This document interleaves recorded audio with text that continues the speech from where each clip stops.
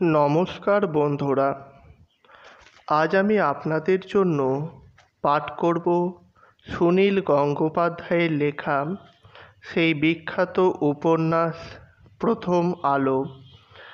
আজ প্রথম আলো উপন্যাসের 40তম পর্ব। তো চলুন শুরু করা যাক আজকের উপন্যাস। শেষ পর্যন্ত ভালোয় ভালোয় সরোজিনী খুলনা হয়ে পৌঁছল বরিশাল শহরে। সেখানে এক অভাবনীয় দৃশ্য দেখে রবির বুক ভরে গেল। জাহাজ ঘাটায় কাতারে কাতারে মানুষ জমা হয়েছে। তাদের মধ্যে রয়েছে বহু ছাত্র, উকিল, মোক্তার, হাকিম, জমিদার, দোকানদার, মহাজন। সবাই সহর্ষে স্বাগত অভ্যর্থনা জানাচ্ছে। এই সব লোকদের এত উৎসাহের কারণ কি? কলের জাহাজ তো অভূতপূর্ব কিছু নয়। ফ্লোটিলা কোম্পানি কয়েক মাস আগে থেকেই স্টিমার চালাচ্ছে। তাতে যাত্রীরাও যাতায়াত করছে নিয়মিত। কিন্তু সরোজিনী যে স্বদেশী জাহাজ, বাঙালির জাহাজ, বাঙালির গর্ব। ডেকের রেলিং ধরে দাঁড়িয়ে আছেন জ্ঞানদানন্দিনী।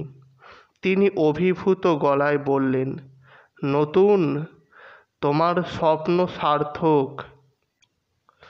সাধারণ মানুষের এই অযাচিত ভালোবাসার নিদর্শন দেখে জ্যোতিরিন্দ্রনাথের চোখ ঝাপসা হয়ে এসেছে। তিনি মুখ নিচু করে চশমা মোছার ছল করতে করতে বললেন, ওই সাহেব বেটাদের আমি ঘায়েল না করে ছাড়ব না। ফ্লোটিলা কোম্পানির জাহাজ লেগে আছে নদীর অন্য পাড়ে। জলি বোটে করে যাত্রীদের নিয়ে যাওয়া হচ্ছে সেখানে। হঠাৎ একদল ছাত্র ছুটে এসে সেই ছোট নৌকোগুলির সামনে সার বেঁধে দাঁড়িয়ে পড়ে হাত জোর করে বলতে লাগলো, দাদা ভাইরা, আমাদের কথা একবার শুনুন। তারপর যে জাহাজে ইচ্ছে হয় যাবেন। আপনারা বাঙালি, বাঙালির জাহাজ থাকতে আপনারা ইংরেজের জাহাজে যাবেন কেন? দেশের টাকা কেন দেবেন বিদেশিদের? সাহেবরা কি আমাদের মানুষ বলে মনে করে? কত রকম অপমান করে মনে করে দেখুন। আপনাদের মঙ্গলের জন্যই ঠাকুর বাবুরা এখানে জাহাজ এনেছেন। তবু কি বিদেশির জাহাজে যেতে আপনাদের মন চায়? কিছু যাত্রী দোনামোনা করতে লাগলো। কিছু যাত্রী ব্যস্ততার ভান করে চড়ে বসল নৌকোয়। সাহেবদের জাহাজ নিয়মিত নিরাপদে পৌঁছে দিচ্ছে। স্বদেশী জাহাজের ওপর কি সেই আস্থা রাখা যায়? মাঝপথে যে ডুবে যাবে না তা ঠিক কি? ছাত্ররা অনেক যাত্রীর হাত ধরে মিনতি করতে লাগলো। কারুর কারুর পায়েও আছড়ে পড়ল কয়েকখানা নৌকো। এর মধ্যে মানুষ বোঝাই করে ছেড়ে দিয়েছে। একটি 12-13 বছরের লুঙ্গি পরা ছেলে নদীতে নেমে পড়ে হাঁটু জলে দাঁড়িয়ে চিৎকার করতে লাগলো, সাহেবগো জাহাজ থিকা আমাগো জাহাজে অনেক পেল্লায়। সাহেবগো জাহাজ দুলদুল করে, আমাগো জাহাজ কত শক্ত। ওই জাহাজ ঝড়ে ডুইবা যাবে, আমাগো জাহাজ ঝড় তুফান গ্রাহ্য করে না। ও কর্তারা, ওই জাহাজে গেলে একদিন না একদিন পরাণটা যাবে। ছেলেটির কাণ্ড দেখে অনেকে হাসছে। রবির মনে হচ্ছে অন্য কথা। ইংরেজের সঙ্গেও যে প্রতিযোগিতায় নামা যায়, সাধারণ মানুষের মধ্যে এই চেতনা জাগলো কী করে? সিপাহী অভ্যুত্থান ব্যর্থ হয়ে যাবার পর এদেশের মানুষের মধ্যে বদ্ধমূল ধারণা জন্মে গিয়েছিল যে ইংরেজরা অপরাজেয়, শ্বেতাঙ্গ শাসকরা মহাশক্তিধর, তারা সব দিক দিয়েই কালো মানুষদের চেয়ে শ্রেষ্ঠ। আবার কি সেই ভুল ভাঙছে? একটি সাধারণ কিশোরেও সাহসের সঙ্গে সেই কথা বলতে পারছে। সরোজিনীর ওপরের ডেকে যেমন দাঁড়িয়ে আছে ঠাকুরবাড়ির মালিকপক্ষ, সেই রকম ফ্লোটিলা কোম্পানির জাহাজের ডেকেও দাঁড়িয়ে রয়েছে দুটি ইংরেজ, একজন বিলেত থেকে সদ্য আগত, অন্যজন স্থানীয়। প্রথম ইংরেজটি মুখে পাইপ কামড়ে জিজ্ঞেস করল, তোমার কি মনে হয় নেটিভরা ব্যবসা করতে পারবে? দ্বিতীয় ইংরেজটি মুখ থেকে অনেকখানি অবজ্ঞার বাতাস ছেড়ে শব্দ করল, ফেহ। তারপর বলল, ব্যবসা করবে বাঙালিরা, এরা দালালি আর জমিদারি ছাড়া আর কিছু জানে না। ব্যবসা করতে গেলে ধৈর্য লাগে, সেটাই বাঙালিদের নেই যে। এরা চাকরি খুঁজে নিশ্চিন্ত হতে চায়। প্রথম সাহেবটি বলল, আমাদের ব্যস্ততার কিছু নেই, দেখা যাক ওদের দৌড় কতখানি। দ্বিতীয় সাহেবটি বলল, ওরা আড়কাঠি লাগিয়ে আমাদের যাত্রীদের ফেরাবার চেষ্টা করছে। পুলিশে খবর দিই, কয়েক ঘা ঠ্যাঙানি খেলেই এই নেটিভরা কুত্তার মতন পালায়। প্রথম সাহেবটি বলল, না না, পুলিশ ডাকবার কথা মনেও স্থান দিও না, তাতে উত্তেজনা বাড়বে। আমাদের জাহাজ একেবারে বয়কট করার ডাক দিয়ে ফেলতে পারে। এমন কিছু লাফালাফি করছে, করতে দাও। শেষ পর্যন্ত দেখা গেল ফ্লোটিলার জাহাজের অর্ধেক যাত্রী চলে এলো সরোজিনীর দিকে। প্রথম দিনের পক্ষে এটা একটা বিরাট জয় বলতে হবে। সগৌরবে ভোঁ বাজাতে বাজাতে সরোজিনী চলল খুলনার দিকে। দুদিন পর বরিশালের এক সভায় সংবর্ধনা জানানো হলো জ্যোতিরিন্দ্রনাথকে। হিন্দু মুসলমান নির্বিশেষে বহু মানুষ সেখানে উপস্থিত। দেবদারু গাছের পাতা দিয়ে সুন্দর করে সাজানো হয়েছে দ্বার। ছাত্ররা শহরে হ্যান্ডবিল বিলি করছে। শতপ্রবৃত্ত হয়ে এসেছে অনেক দূর দূর থেকে। বিভিন্ন বক্তা জ্যোতিরিন্দ্রনাথকে ফুলের মালা পরিয়ে অভিনন্দন জানালেন। অভিভূত জ্যোতিরিন্দ্রনাথ উত্তর দিতে গিয়ে আবেগমথিত গলায় বললেন, আপনারা যে অনেকেই এই মনোভাব ব্যক্ত করেছেন যে এটা আপনাদেরই জাহাজ, তাতেই আমি ধন্য। সত্যিই এটা আমার জাহাজ নয়, এটা আমার স্বদেশবাসীর জাহাজ। এই উপলক্ষে গানও বাঁধা হয়েছে। একদল সমবেত স্বরে নগর সংকীর্তনের সুরে গাইল, ও ভাই দেখ সব ঘুমিয়ে অচেতন হয়ে দেশের দশা একবার করে না স্মরণ, একবার চায় না রে কেউ নয়ন মেলে, একিরে কাল নিদ্রা এলো। মোরা সবারে জাগাবো, দুর্দশা ঘুচাবো, নিদ্রাগত প্রাণে আনিব চেতন। ফরাসি ক্যাপ্টেনটি এসে কাজে যোগ দিয়েছে। নিয়মিত যাতায়াত করতে লাগলো সরোজিনী। যাত্রী সংখ্যা রোজই বাড়ছে। স্বদেশী ও বঙ্গলক্ষ্মী নামে আরও দুটি জাহাজ চলে এলো। এই সব জাহাজ যখন যায়, নদীর দুধারে সারবন্দি হয়ে দাঁড়িয়ে থাকে মানুষ, দেশের নামে জয়ধ্বনি দেয়। ছেলেমেয়েদের স্কুল খুলে যাবে। জ্ঞানদা নন্দিনী আর দেরি করতে পারবেন না। জ্যোতিরিন্দ্রনাথ স্বয়ং সব কিছু তত্ত্বাবধান করবেন বলে সরোজিনীর কেবিনেই আস্তানা গাড়লেন। রবিকে সঙ্গে নিয়ে কলকাতায় ফিরে এলেন জ্ঞানদা নন্দিনী। এবার রবি আর মেজ বৌঠানের সঙ্গে সার্কুলার রোডের বাড়িতে গেল না। সে এলো জোড়াসাঁকোয়। বাবা মশাইয়ের নির্দেশে তাকে জমিদারির কাজকর্ম দেখতে হবে।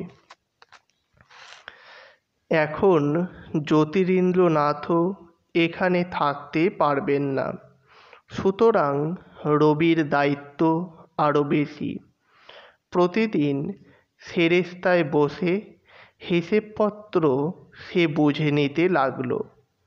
সেই সঙ্গে চলল তার লেখালেখি ও নতুন বইয়ের প্রুফ দেখা। কাদম্বরীর মৃত্যুর সঙ্গে সঙ্গে ভারতী পত্রিকারও মৃত্যু হতে যাচ্ছিল। দ্বিজেন্দ্রনাথ ও জ্যোতিরিন্দ্রনাথ দুজনেই জানিয়ে দিয়েছিলেন তারা আর ও পত্রিকা চালাতে পারবেন না। তখন স্বর্ণকুমারী এগিয়ে এলেন। তিনি ওই পত্রিকার ভার নিতে চান। সংবাদপত্রে ঘোষণা করে ভারতীর মালিকানা দিয়ে দেওয়া হলো স্বর্ণকুমারীকে। রবিকে তো প্রতি সংখ্যায় লিখতেই হবে আগের মতন। আগে জোড়াসাঁকোর বাড়িতে রবির জন্য বরাদ্দ ছিল একখানি ঘর।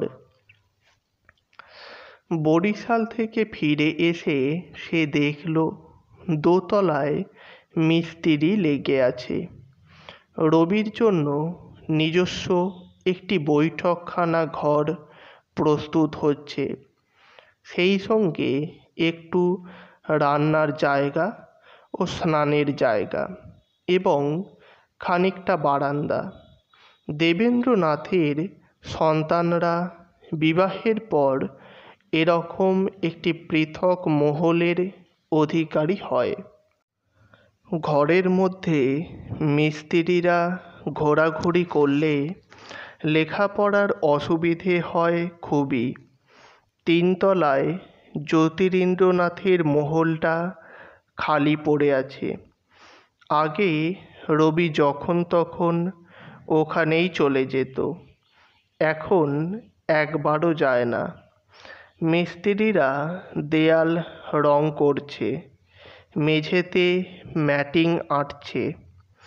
তারই একপাশে রবি চেয়ার টেবিল পেতে প্রুফ দেখে। রাত্রিরে মশারি না টাঙিয়েই ঘুমিয়ে পড়ে। রবির স্ত্রী মৃণালিনী এখনও জ্ঞানদা নন্দিনীর কাছ থেকে লোরেটো স্কুলে পড়তে যাচ্ছে।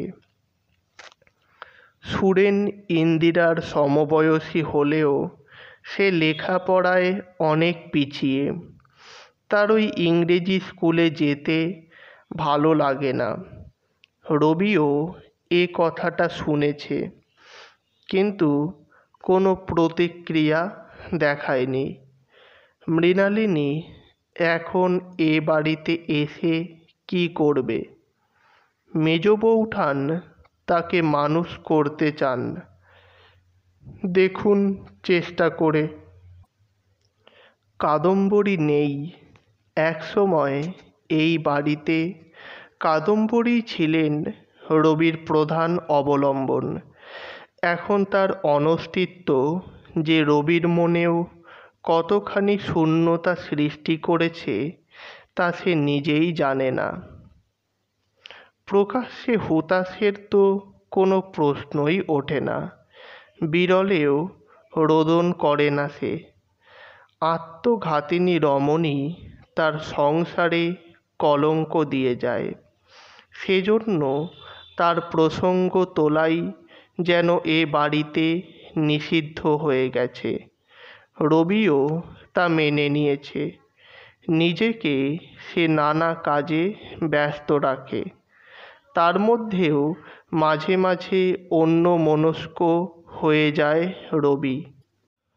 কাদম্বরীর শরীর সে শ্মশানে পুড়তে দেখেছে। যে নারীকে ঘিরে ছিল রবির কত শত কবিতা, সেই বড় বর্ণিনীকে পুড়িয়ে ছাই করে দিল আগুন। তবু রবির মনে হয় তিনি আছেন, কোথাও না কোথাও রয়েছেন এখনো। বিশ্বাস অবিশ্বাসের অনেক ঊর্ধ্বে এই অনুভূতি। এক এক সময় রবির মনে হয় মুখ তুলে তাকালেই সে দেখতে পাবে নতুন বৌঠানের কৌতুক হাস্যমাখা মুখখানি।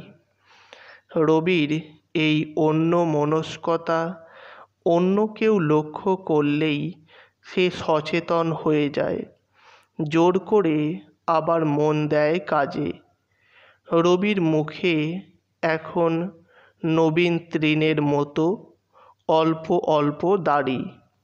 সাজ পোশাকের দিকে মন নেই। ধুতির ওপর একটা উড়নি জড়িয়ে রাখে গায়ে। এক এক সময় সেইভাবেই বেরিয়ে পড়ে রাস্তায়। থ্যাকার স্প্রিংসের দোকানে গিয়ে এক গাদা বই কেনে। প্রখ্যাত ঠাকুরবাড়ির কনিষ্ঠ পুত্রটি এরকম অতি সাধারণ পোশাকে পথ দিয়ে হেঁটে যাচ্ছে দেখে চেনাশুনো কেউ অবাক হয়ে থমকে দাঁড়ায়। রবি ভ্রূক্ষেপ করে না। মাঝে মাঝে স্নান করতে খেতেও সে ভুলে যায়। ভৃত্যরা খাবার নিয়ে সাধাসাধি করলে সে সামান্য কিছু মুখে দিয়েই পাত্রটি সরিয়ে দেয়। আহারে তার একেবারেই রুচি নেই। একমাত্র নিজের বইয়ের প্রুফ দেখার সময়ই রবির অন্য কোনো কথা মনে পড়ে না। কবিতাই তার আসল সত্তা। কবিতার মধ্যেই সে বসবাস করে। কবিতার এক একটি শব্দ তাকে ঘন্টার পর ঘন্টা মাতিয়ে রাখে। আবার কোনো শব্দের সঠিক প্রয়োগ না হলে রক্তক্ষরণের মতন একটা যন্ত্রণা হয়।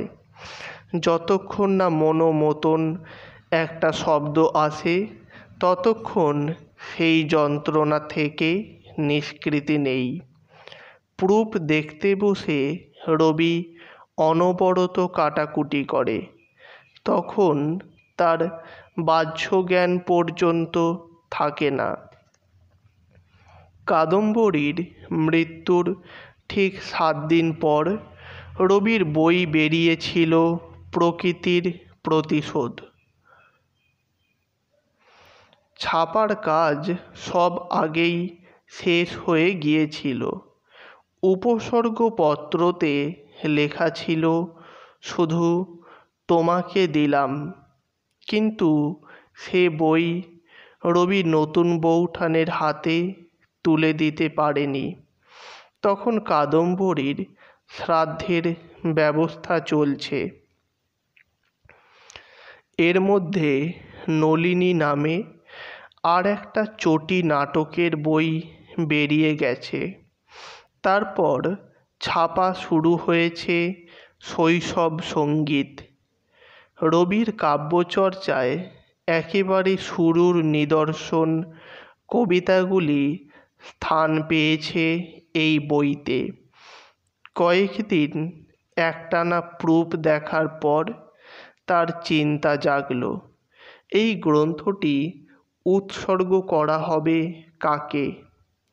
রবির যেসব বই নতুন বৌঠানকে দিতে ইচ্ছে হয়, মৃত কারুকে কি বই উৎসর্গ করা যায়?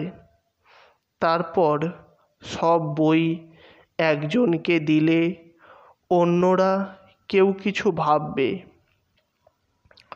সাঁটে লিখলেও সকলেই বুঝে যায়, কিন্তু এই কবিতাগুলির সঙ্গে যে নতুন বৌঠানের অবিচ্ছেদ্য সম্পর্ক। রবি একটা সাদা কাগজে প্রথমে লিখল, এ কবিতাগুলিও তোমাকে দিলাম।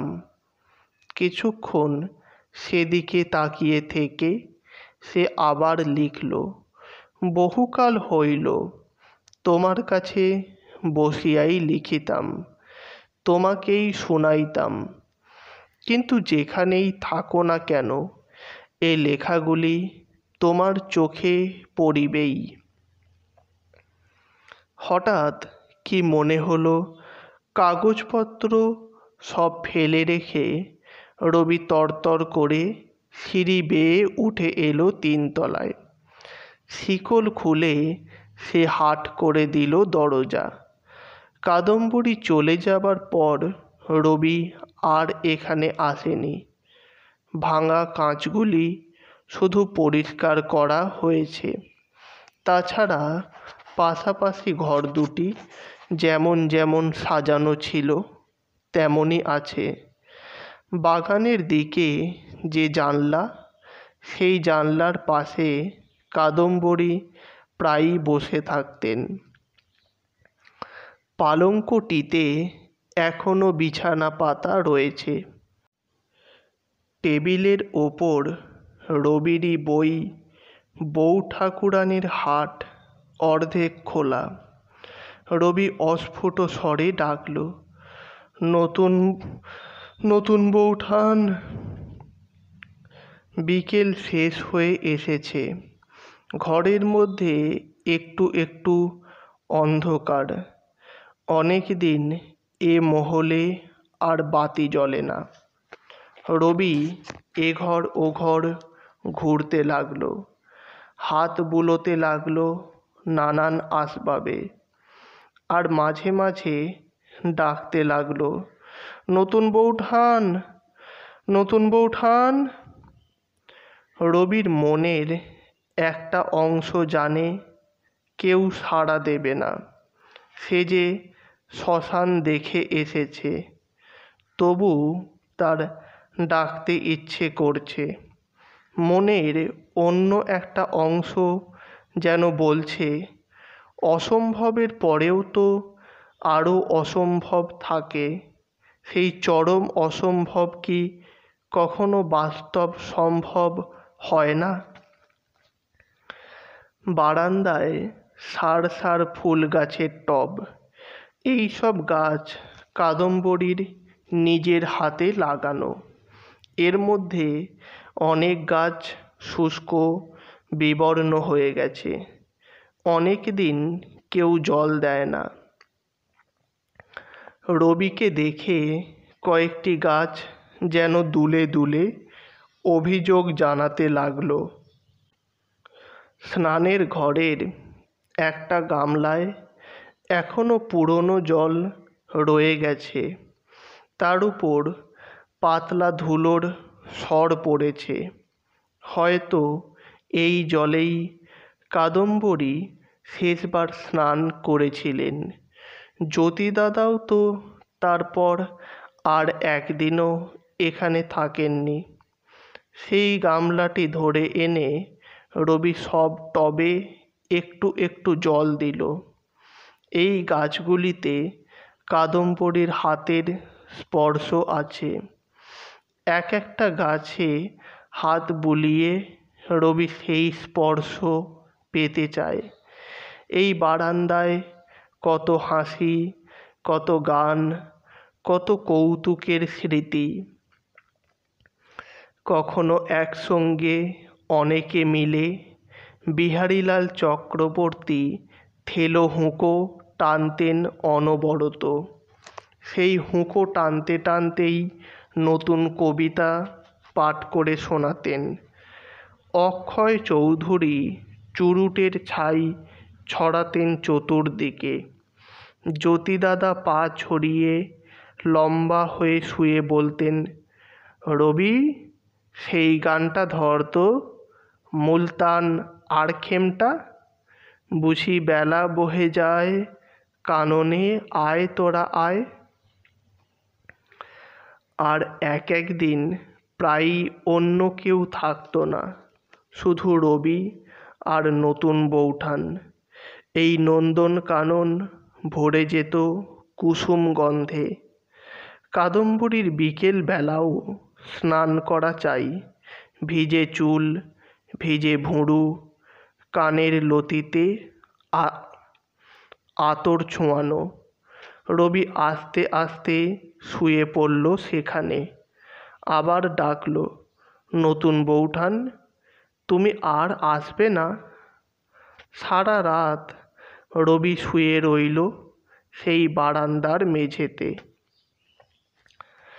মাঝখানে ঝেঁপে বৃষ্টি এলো একবার, রবির সর্বাঙ্গ ভিজিয়ে দিল। তবু সে উঠল না। মাঝে ঘুম ও জাগরণ। নতুন বৌঠান আসবেন না, সে জানে। তবু এখানে শুয়ে থাকতে তার ভালো লাগছে। সে যেন নতুন বৌঠানের অতীন্দ্রিয় স্পর্শ পাচ্ছে। সকালের দিকে রবির গায়ে জ্বর এসে গেল। তবু তার মনে একটা খুশি খুশি ভাব। নিচে নেমে গিয়ে জ্বর অগ্রাহ্য করে সে মেতে গেল কাজে। জ্বরটা অবশ্য সহজে ছাড়ল না। দুদিন বাদে রবিকে শয্যা নিতে হলো। কিন্তু তার মন থেকে যেন একটা পাষাণ ভার নেমে গেছে। সেদিন বারান্দায় শুয়ে থেকে একটা নতুন উপলব্ধিও হয়েছে তার। নতুন বৌঠানের বিচ্ছেদ এখনো সে কল্পনা করতে পারে না। তিনি অত্যাগ সহন। তবু তিনি যেন মুক্তি দিয়ে গেছেন রবিকে। শেষের দিকে কাদম্বরীর একাকিত্ব, তার মন খারাপ দেখে রবির অপরাধ বোধ হতো। কিন্তু কাদম্বরীর অঞ্চল ছায়া ছেড়ে বাইরের জগতে যাবার জন্য যে রবির ডাক এসে গেছে, এই দুদিক সে সামলাতো কী করে? নতুন বৌঠান আর বাস্তবে নেই। স্মৃতির মধ্যে নতুন বৌঠান এখন যেন আরও প্রিয় হয়ে উঠেছেন। শুয়ে শুয়ে একটা বই পড়ছে রবি। খুট করে একটা শব্দ শুনে সে চোখ তুলে তাকালো। দরজার কাছে দাঁড়িয়ে আছে একটি কিশোরী, জবরজং শাড়ি পরা। তাকে দেখাচ্ছে একটি রঙিন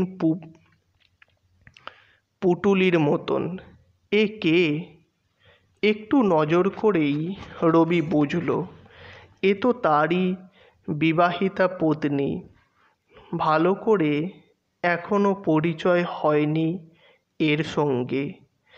মৃণালিনীর মুখে ভীতু ভীতু ভাব। আড়ষ্ট হয়ে দাঁড়িয়ে আছে দরজার সামনে, যেন ভেতরে আসতেই সাহসই করছে না। রবি জিজ্ঞেস করল, তুমি? তুমি কখন এলে? মৃণালিনী কাঁপা কাঁপা গলায় বলল। আমাকে আমাকে বলু দাদা নিয়ে এলো। আমার ও বাড়িতে থাকতে আর ভালো লাগে না। রবি বলল, কেন ভালো লাগবে না? কেন? ওরা সবাই তোমাকে ভালোবাসেন। তাছাড়া স্কুল যাওয়ার সুবিধে ওখান থেকে। মৃণালিনী বলল। আমার স্কুল ভালো লাগে না। রবি হাসল। সে নিজে স্কুল পালানো ছেলে, তার স্ত্রীও কি সেই রকমই হবে? স্কুল বিষয়ে উপদেশ দেওয়া কি তার সাজে? তবু সে বলল, তা বললে কি হয়? বিবি, সরলা এরা সবাই স্কুলে যায়। মৃণালিনী তাড়াতাড়ি বলে উঠল, স্কুল এখন ছুটি। রবি জিজ্ঞেস করল, এখন কিসের ছুটি? এই তো সামার ভ্যাকেশন শেষ হলো। মৃণালিনী বলল, তা জানি না, এখন ছুটি। হ্যাঁ, সত্যি ছুটি, ছুটি। রবি পালঙ্ক থেকে নেমে এলো দরজার কাছে।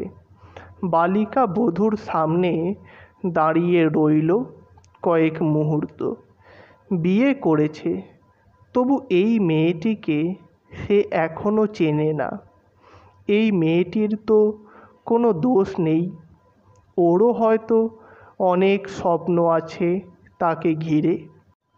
রবি আঙুল দিয়ে তার থুতনি তুলে বলল, ছুটি, ছুটি। ভারী মিষ্টি শোনাচ্ছে তোমার গলায়। আজ থেকে তোমার ডাক নাম দিলাম ছুটি। তো বন্ধুরা, আজ এ পর্যন্তই। পরের দিন নতুন কোনো পর্ব, নতুন কোনো গল্প, নতুন কোনো উপন্যাস নিয়ে হাজির হব আপনাদের কাছে।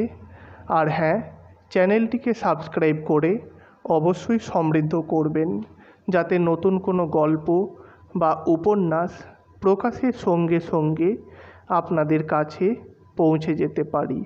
ধন্যবাদ।